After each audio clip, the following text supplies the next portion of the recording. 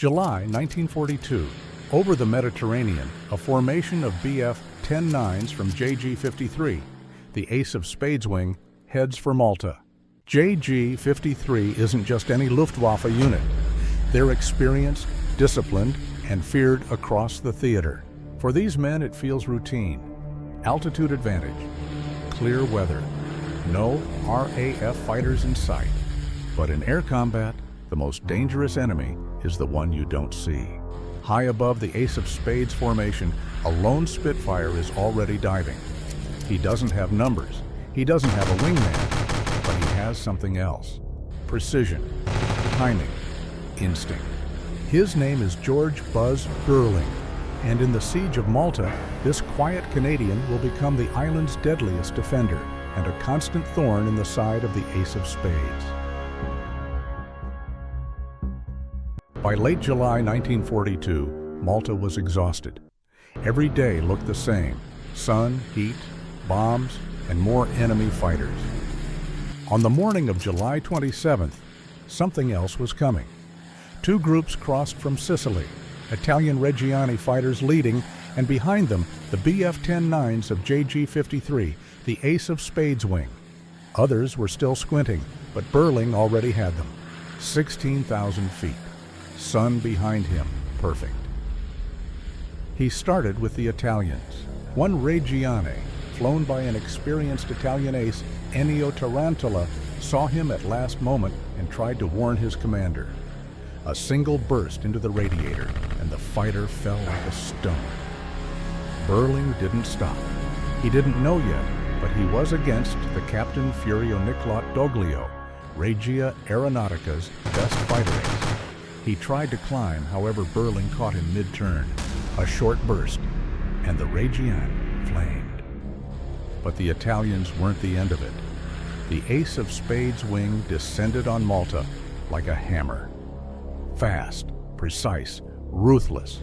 109 tried to bounce him. It nearly worked. Nearly. Coolant erupted. The fighter dropped away trailing white spray. The second German came head-on. A deadly game. One burst, straight into the engine block. By now, the sky was chaos. Beurling went after anything that moved. He damaged 2 more aircraft in minutes, pushing his Spitfire to the limits. But Malta didn't give its pilots long. Fuel was scarce, and Beurling was nearly dry. When he landed, he had claimed 4 destroyed, 2 more damaged, and 1 more probable. It was one of the greatest single-day performances of the Malta Air War, and it turned a quiet Canadian marksman into the Falcon of Malta. To understand how he got here, we need to go back. George Beurling grows up in Quebec, and from the beginning, he's different. School bores him, but airplanes? He's obsessed. He spends hours at airfields, watching takeoffs and landings, memorizing shapes in the sky. By his teens, he has one goal: get into a fighter cockpit. The problem? The Air Forces keep turning him down. Too young, wrong qualifications, not the right type. But Beurling doesn't stop trying. And eventually, the RAF gives him a chance. When Beurling arrives in 1942, Malta is in serious trouble. It's one small island, but it sits right in the middle of Axis supply routes to North Africa. That makes it a prime target. For months, German and Italian bombers have pounded it. Airfields are cratered, fuel is scarce. Spitfires are often patched together from wrecks and pushed back into service. From Sicily, elite Luftwaffe units operate almost daily. Among them, Jagdgeschwader 53, Piquets, the Ace of Spades wing, flying Messerschmitt Bf-109. Experienced pilots, high morale, good machines. Into this pressure cooker walks a quiet Canadian pilot with untested potential and a strange way of seeing the world. Beurling isn't your typical officer. He's awkward in social settings. He doesn't care about polish or charm. But in the air, he's a different person. 3 things make him stand out. His eyes were like a hawk. Second, sniper-level marksmanship. Most fighter pilots fire long bursts, hoping volume will make up for inaccuracy. Beurling does the opposite. He closes in, closer than most pilots are comfortable with, then fires a tiny burst. Half a second, sometimes less. Not at the whole airplane, but at specific weak points. And third, his unorthodox flying. Across the water, JG-53 is also busy. They know Malta is tough, but they're confident. They have altitude, they have numbers, they have experience. Over July and September 1942, these two worlds collide repeatedly. Beurling is in the thick of it. On several July days, he engages German fighters and bombers over and around Malta. He scores multiple confirmed kills on Bf-109s and other aircraft.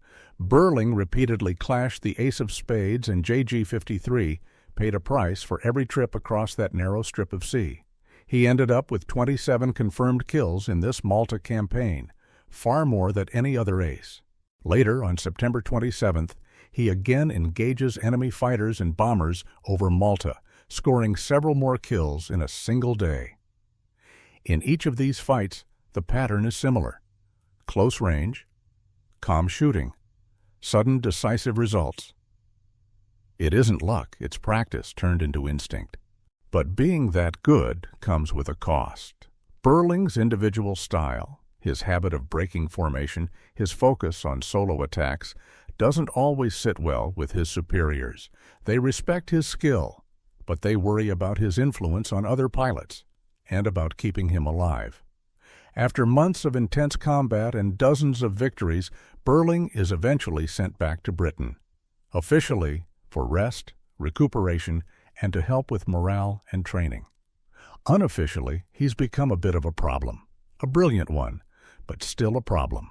After Malta, Beurling continues to fly. He serves in other theaters, and after the war, he searches for new skies to fly in. In 1948, he heads to Italy to join the budding Israeli Air Force as a pilot. But he never makes it to the front lines. During a test flight near Rome, his aircraft crashes and burns. The official cause, a crash and resulting fire. Rumors circulate.